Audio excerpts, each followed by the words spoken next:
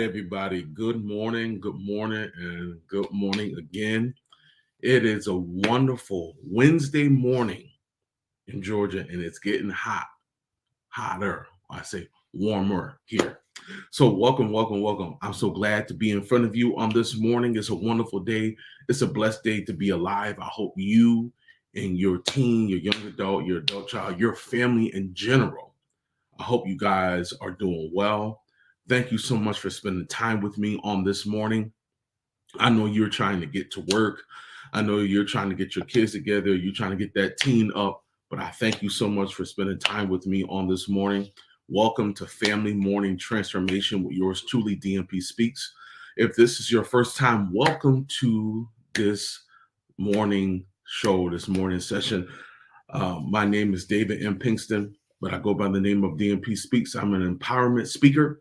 I'm a board certified Christian counselor and a family restoration specialist, family coach, if you want to use that term as well, that name. I am here to help your family transform however you used to be into this amazing family, not just on the gram, not on just Facebook or TikTok or Snapchat, but really have a great relationship with each other.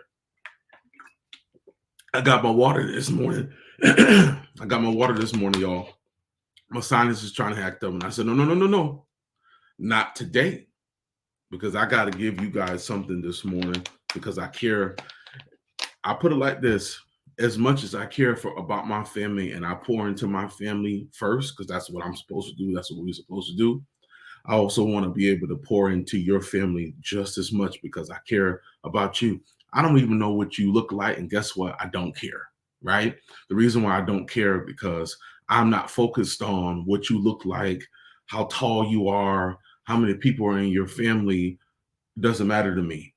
What I do here is God sent. It is a part of my purpose to help you and your family become the best, the version that you all can be, because I do believe every family deserves transformation. You can be doing well. There's a transformation that you all need.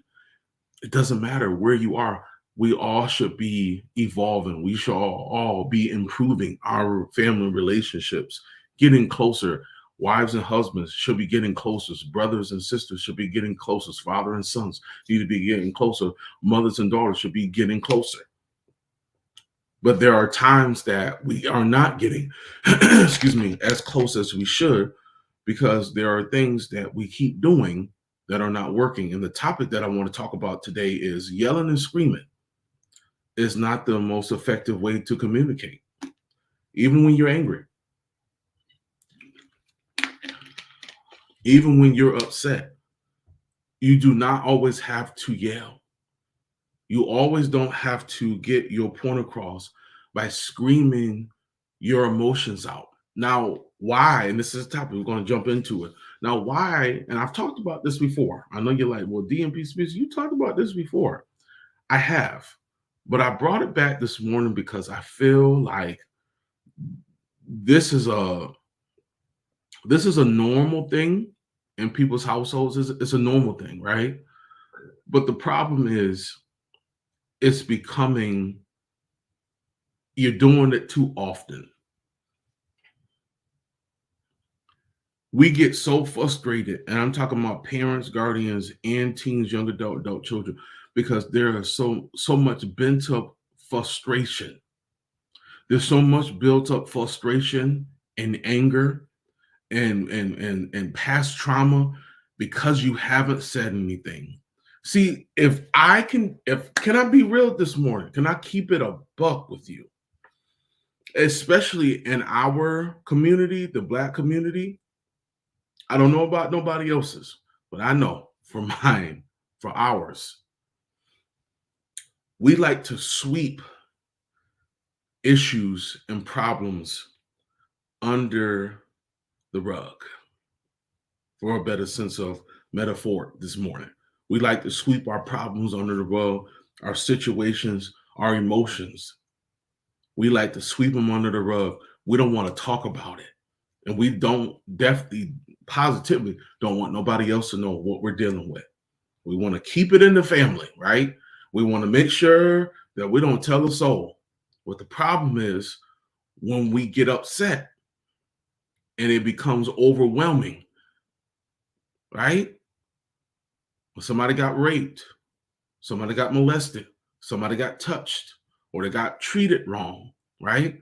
Or they got talked down to, or devalued, or didn't feel like they amount to something, or you got in an argument, whatever it is, especially if you get in an argument and get in confrontation, you start to yell, you start to scream because you're not getting these things out. You have this bent up frustration, you got this bent up emotion, this pain.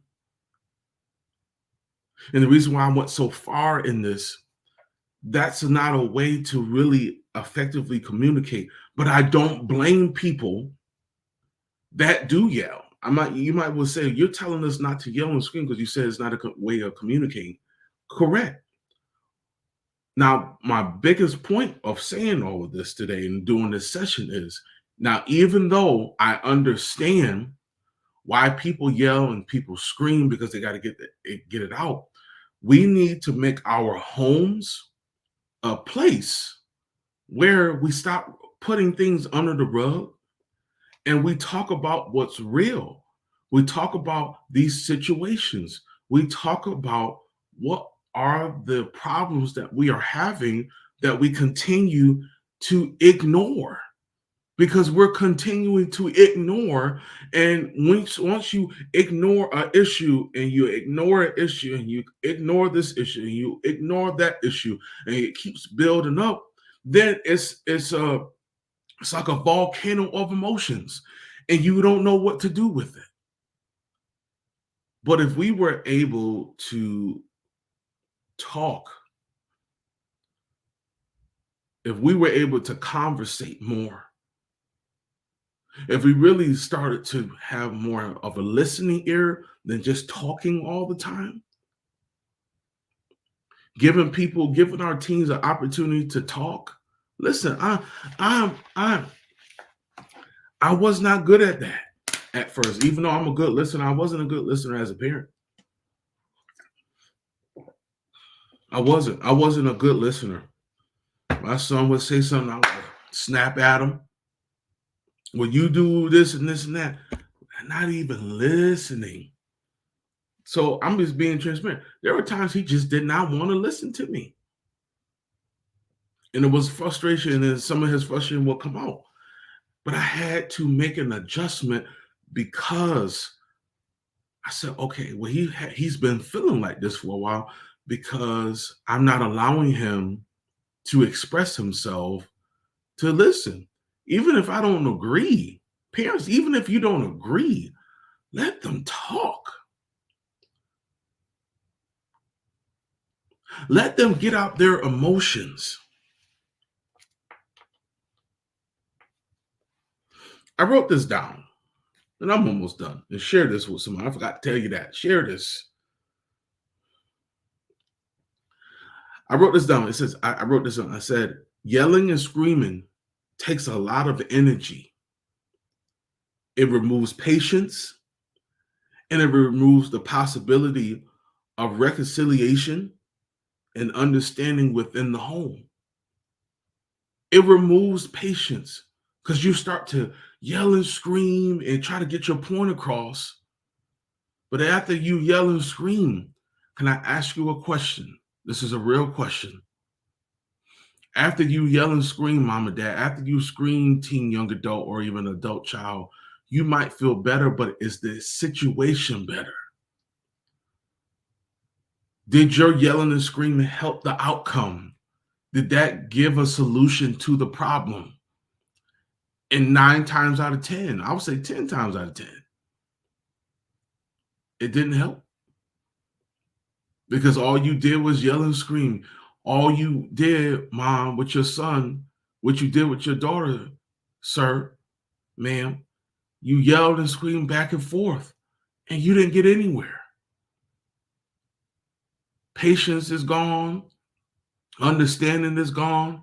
And like I said, reconciliation is gone, because how can you reconcile when you have decided to just yell and scream the whole time without saying, you know what?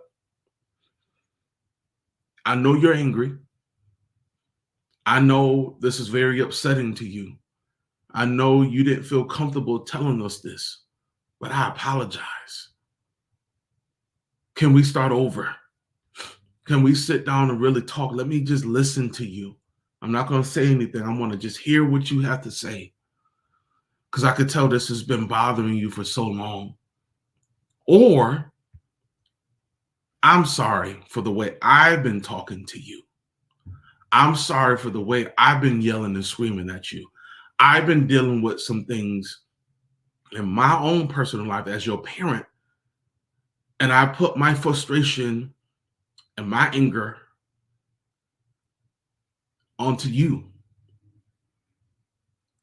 my negativity upon you, and I want to apologize. I've taken you as for granted because you have nothing to do with the situation I'm dealing with.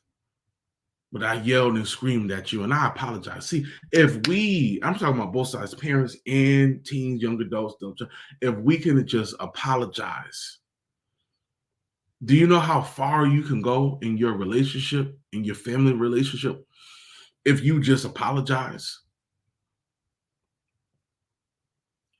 If we just apologize sometimes, and just say, I'm sorry. Another thing I wrote down, when we yell and scream, we're removing confidence from our team. And then the more that you yell and the more that you scream and the more that you don't listen, they're not going to have confidence in you, but they're not going to have confidence in themselves. Because every time that they come to you, you're always yelling and screaming. You're always saying something that is derogatory. You're always saying something that's pulling them down. So they haven't really fully developed. I'll say it again. They haven't fully developed their confidence and their self-esteem in themselves. Because I told you last week, they're supposed to get that from you. And remember, your child, your teen, young adult, they're not a verbal punching bag. Because that's what I feel yelling and screaming is verbally punching that person and getting your frustration out so you feel better. But all you did, like Sir Isaac Newton, you took your energy and you placed it upon them. So now it's a transfer of energy. So you feel better, yelling and screaming, getting it out, but they don't.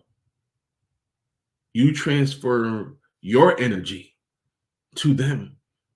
And remember, it's still in the house. It's just circulating. Bad energy is still circulating. Bad thoughts is just circulating. Separation is still circulating. You got to drive those things out of your house. You got to get those bad spirits, those bad emotions out of your house. And one of the things that you also have to work on, and I'm done, you got to work on self-control. You have to have more self-control. You have to have self-control to not allow you to go overboard when you get angry, when you get frustrated, and take it out on somebody that you love. Even if you guys are not on the same page, that doesn't mean, and I'm talking about the child too. Child can't talk. They need self-control. But remember, they're still developing. I'm not saying it's okay. If you got to correct them, correct them. But you don't always have to match their energy that they're putting out to you. You got to be able to have some self-control. Because remember, you're not just the adult. You're the counselor, right? You're supposed to be the peacemaker. You'll be the authoritative figure. You don't have to be authoritative in your expression of your emotions. So let me say this as I end, and please share this with someone. And I know this was a big topic this morning. But remember, every family deserves transformation, and so does yours. You got to just take the step that's going to help you be the best family that you can be. And I believe it strongly. I believe it. Guys, thank you so much for your time. I really appreciate it. I hope that you found some value today in this family morning transformation session. Don't yell and scream. Do the best to do the best that you can do, to communicate in the most effective way that you can. Because I believe that you can. And I do, again, believe every family deserves transformation. Guys, have a wonderful and blessed day. I'll see you tomorrow at 7:30 a.m. Eastern Standard Time for another session of Family Morning Transformation. Peace.